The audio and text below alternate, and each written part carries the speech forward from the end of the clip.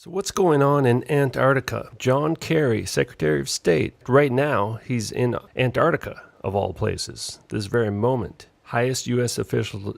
Well, this is not really true, actually, is it? I think Obama made a secret trip there earlier this year. So in 2016, right now, we got John Kerry there. And in February of this year, Patriarch Kirill was the first Orthodox leader to visit Antarctica.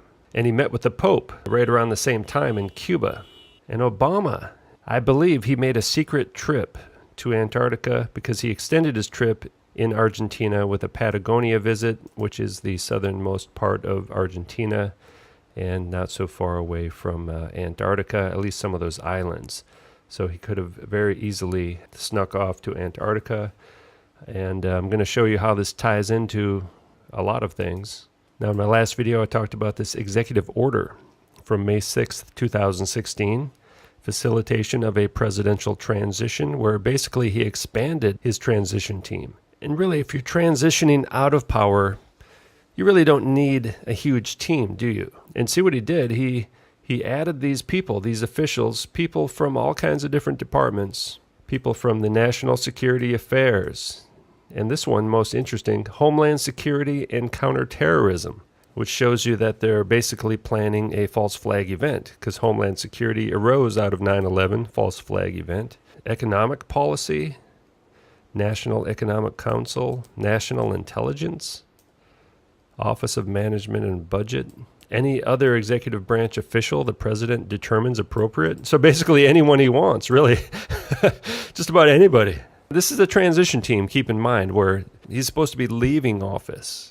And he can go off and play golf, whatever he wants to do, right? He's supposed to be leaving office, but he's ramped up this team, transition team. How hard could it be? You just pack your bags and go. That's all you got to do. Have a guy teach Donald how to use the remote control, and you're done. Get out of there. Don't look back, right? And then if you look at the fact sheet, this is all from whitehouse.gov, by the way. Here's the key part right here. Engaged agencies, not traditionally included in the formal transition planning process. Okay, so this is like Barry's new thing that he's doing. No one's done it like this before. And you'll see that this group, including more than 200 entities, has been engaged fully in the transition process from the beginning and has met regularly over the past several months. This is incredibly important sentence right here. 200 entities. Now look at this. Look at this here. Look at this. The book of Enoch, which I believe is the oldest book in the world. This book's about 5,000 years old. Talking about the angels in heaven. The angels, the children of heaven, right here. Okay, this is chapter 6, verse 2. The angels, the children of heaven, saw and lusted after the beautiful women, the human women, them, and said to one another, come, let us choose wives from among the children of men and beget us children. And they were in all 200. So 200 fallen angels, they basically rebelled against God, and they planned to take over the world. 200 entities right here. 200 entities in the book of Enoch. Chapter 6, you can find the same story in the Bible. Genesis 6, verse 1 through 4, when man began to multiply in the face of the land, and daughters were born to them, the sons of God. This is the angels. Saw that the daughters of man were attractive, and they took as their wives any they chose. Verse 4, the Nephilim were on the earth in those days, and also afterward, when the sons of God, the angels, fallen angels, came into the daughters of man, and they bore children to them. These were the mighty men who were of old, the men of renown, also known as the giants, the Nephilim. What happened to the Nephilim? Well, the book of Enoch, chapter 15 says, you have defiled yourself with the blood of women and have begotten children with the blood of flesh. But you were formerly spiritual, living the eternal life and immortal for all generations of the world. And therefore I have not appointed wives for you, for as the spiritual ones of heaven. Now the giants who are produced from the spirits and flesh shall be called evil spirits upon the earth, and on earth shall be their dwelling. Evil spirits have proceeded from their bodies, because they are born of men. From the holy watchers is their beginning and primal origin. They shall be evil spirits on earth, and evil spirits shall they be called. Evil spirits have proceeded from their bodies. because these things were not human. They have nowhere else to go. God has an order and a plan and a design and a system for spirits of people. When we die, we go to Sheol. We're resurrected later on. We're judged. These things, they're not really part of the plan. They're like a virus in the software. We have to get rid of them, right? They're corrupting our software, essentially, of this world. So there's this huge antivirus program that's going on in the world. While these things are deceiving us, and then they're going to get wiped out in the end. And we're going to reboot the system. Going to get a new computer, a new heaven and a new earth. Evil spirits have proceeded from their bodies. That's what demons are. They came from the Nephilim, from the 200 Watchers. So you see here, this group, Obama's transition team, including more than 200 entities, 200 demonic entities. Why? Because of the book of Enoch. 200 fallen angels came to earth. And these things are still alive, man. These things are eternal. The fallen angels. The Nephilim died, but their spirits live on as demons. But the fallen angels, these are angelic beings, and they rebelled against God. They're fallen angels. Name of Bob Dylan's last album, right? 200. Look at the word choice, man. They tell us what's going on. We just have to look carefully. Not traditionally included in the formal transition planning process. 200 entities has been engaged fully in the transition process from the beginning and has met regularly over the past several months. They have been meeting with more than 200 demonic entities over the last several months. Where? In Antarctica. Antarctica is the edge of the world. That's where the door is between earth and heaven. Okay, it's not some kind of weird dimensional thing where they just pop out of nowhere. There's an edge to the atmosphere between this world and the next world, the heavens above, whether it's water or some kind of plasma, or these fallen angels. And angels, they're kind of basically energy and light and all this kind of stuff. They're not like us, flesh and blood. They can take on our form. They can inhabit us. I don't know the details here, but this is what's going on. Antarctica. Antarctica. Antarctica. Everyone's going to Antarctica. All right? Google Earth. Now, this is the outdated globe model that we don't use anymore, but that's what we have. Let's check it out. So John Kerry, right this very moment, Pegasus Ice Runway, which is right here. And this, you'll see, this is about 77, 78 degrees in the southern hemisphere. Okay, it's this little airstrip in the middle of nowhere, the edge of nowhere, I guess I should say. But Antarctica is very interesting. This is kind of below New Zealand. Now, this is a globe model, so this is not accurate map at all, actually. You can see all these fake lines. Look, there's just these white lines all over the place that make no sense whatsoever. This is just total botched job. So he's at about 78 degrees south. Let's say it does go out to 90 degrees to the edge. So that's about 12 degrees. And 1 degree is 60 nautical miles. 60 miles is 1 degree. So Kerry's plans called for his entourage to transfer immediately at the airstrip to a smaller military transport plane for a 3-hour flight to the research station the U.S. government operates near the South Pole. So he's going to the edge, near the edge. So it's about a 3-hour flight. Well, he's at 78 degrees south. 1 degree is 60 miles. 60 times 12, because he's got 12 degrees to go. That's 720 miles. Let's say the plane flies at, I don't know how fast this plane's going to fly. Let's say it's a commercial aircraft flies at 500 miles per hour. He's on a smaller plane. Let's say it's 220 miles per hour. That's a little over 3 hours, okay? So if he's flying around 200 miles per hour, 250, whatever it is, he'll get there around 3 hours, 3.5 hours. So he does have around a 3-hour flight to where he's going. And it would make sense. And he says he's going to the South Pole. South Pole is actually here, right? Or on the edge of the earth, surrounding us.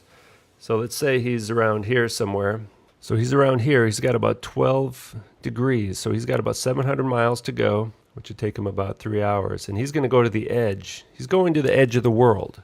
They don't let people go here, right? Normal people cannot go to the edge of the world. Now, we really don't know what's on the other side of this, but it's, it's essentially heaven, the heavenly realm. We have our heaven here. Sometimes it's called heaven, the atmosphere, the air. but there's a different realm. So he's going to the doorway to consult with the fallen angels directly. This is where he's going, to talk to the people on the other side, people on the outside of this world, because that's what it says. The whole circumference around the edge of the earth, the ice wall, the ice barrier, that is the South Pole, which is not really a pole, is it? It's just the circumference. They got it all backwards. So it says right here, remember, this group includes more than 200 entities, and they've been engaged in the transition process from the beginning, and they've been meeting regularly over the past several months. John Kerry is in Antarctica meeting with the entities. We see that this Russian Orthodox leader, Patriarch Kirill, has been meeting, and he met with the Pope around the same time to give him a debriefing.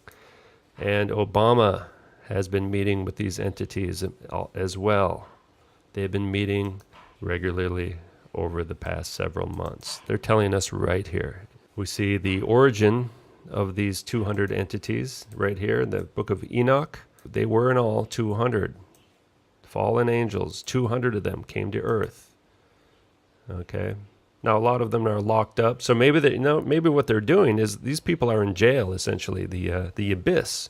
So maybe they're breaking these guys out of the abyss, or they're coming out of the abyss. There's a term limit. They do get out, right?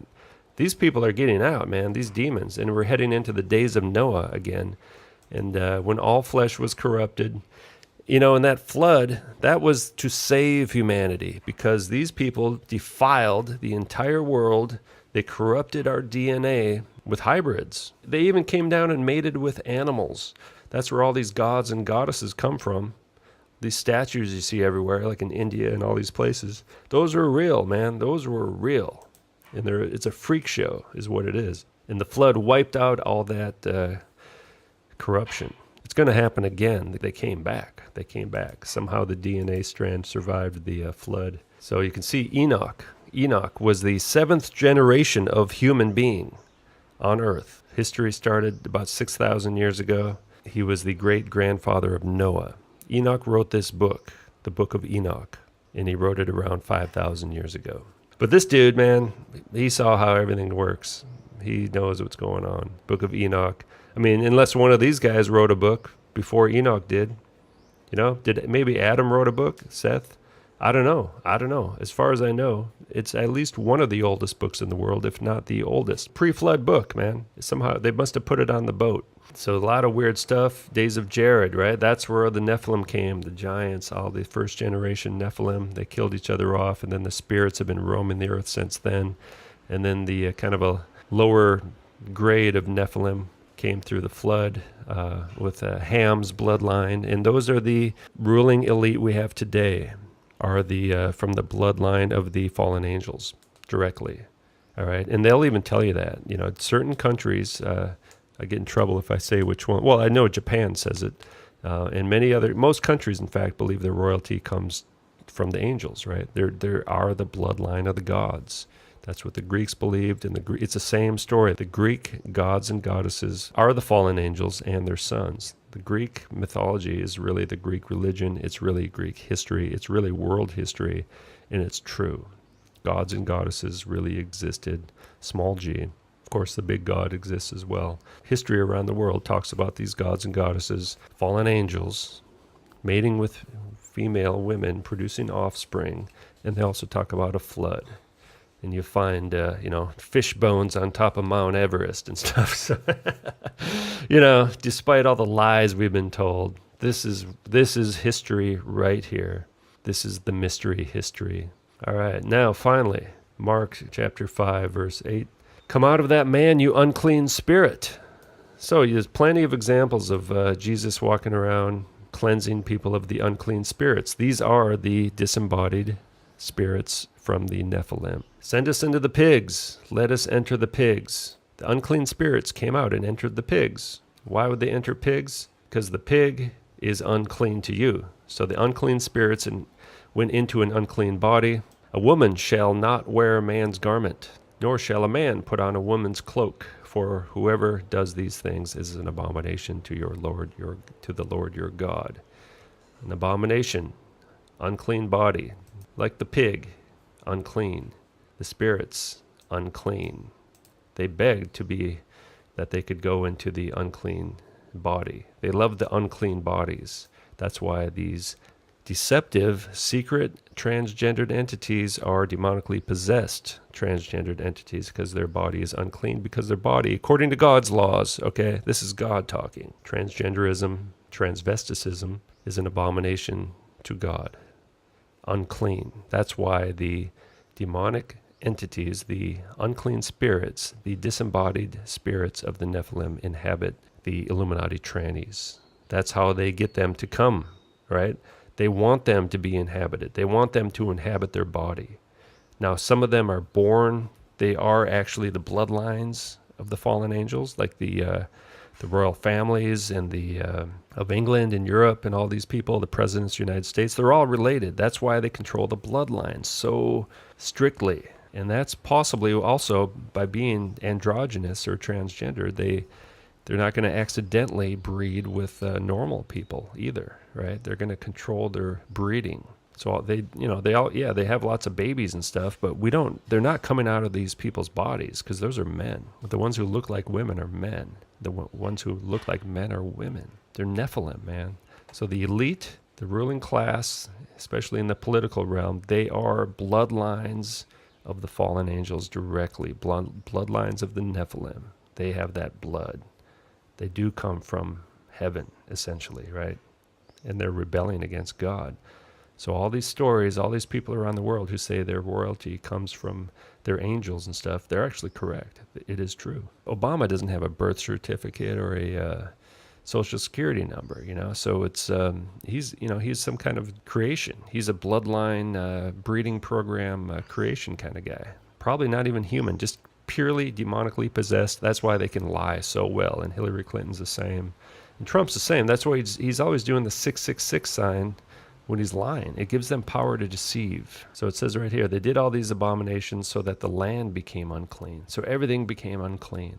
Even the land became unclean. Revelations 20. This is the end. Okay, this is the future right here. Threw him into the pit. Basically, these fallen angels, the devil, Satan, whatever, the leader of the fallen angels, threw him into the pit, shut it and sealed it over him so that he might not deceive the nations any longer. They're deceiving us, right? That's what they do. This word deceive is used all throughout the Bible. And the devil, who had deceived them, was thrown into the lake of fire and sulfur where the beast and the false prophet were, and they will be tormented day and night forever and ever. So they're not going to be deceiving us. There will be no more deception, because the deception started with the devil in the Garden of Eden. And their whole plan continues to this day with their Nephilim bloodlines ruling the world and their secret tranny, demonically possessed bodies all over the place, deceiving us and just lying to us to try to get us to follow them in their rebellion against God, right? And even this world, this globe, Earth, they try to tell us that the very world we live in was just a big accident and all this. They're trying to kill God in our own minds, right? They're just trying to turn us away from God and towards them, and they don't care about us. They may help us briefly in this world. If you sell your soul to the devil, yeah, he may give you some talent or something. You may become a big shot in this world for a little while, and then you're going to be nothing in the next world. See, God's will is more about delayed gratification. The best days are yet to come for believers. Now, if you're living under these demonic entities and following their ways in this world, you get some immediate gratification. You do. I admit it. I used to live like that. Immediate gratification, but then you get long-term consequences and even eternal consequences. You die. God's will, yeah, it is hard. It's hard. You got to suffer sometimes. But it's delayed gratification. A bit of suffering, but a lot of joy as well. But it's a different process. The payoff is eternal life. You follow the devil, it's eternal death. We're still being deceived. You got stories like this coming out. NASA's DNA sequencing in space is a success. Researchers confirm. Who are these researchers? They're lying, man. Look at this. Confirm. It's a lie, man. Just straight out deception. Outer space doesn't exist. So basically, they're creating hybrids now, right? They're creating hybrids. That's what this means. You got a secret, demonically possessed tranny right here. They're producing hybrids. They're hanging out with them in Antarctica. The Nephilim are coming, man. They're coming to get us. The Nephilim are coming. The fallen angels are coming. Satan is going to establish his kingdom completely in this world. Now, God will protect us. The demons are coming. They're here already. And they do control the world right now, but they're going to control it even more. It's all coming, man. The prophecies are about to come true. Not sure exactly when, but it's happening more and more every day. Because, according to the WhiteHouse.gov fact sheet, they're meeting with more than 200 entities over the past several months.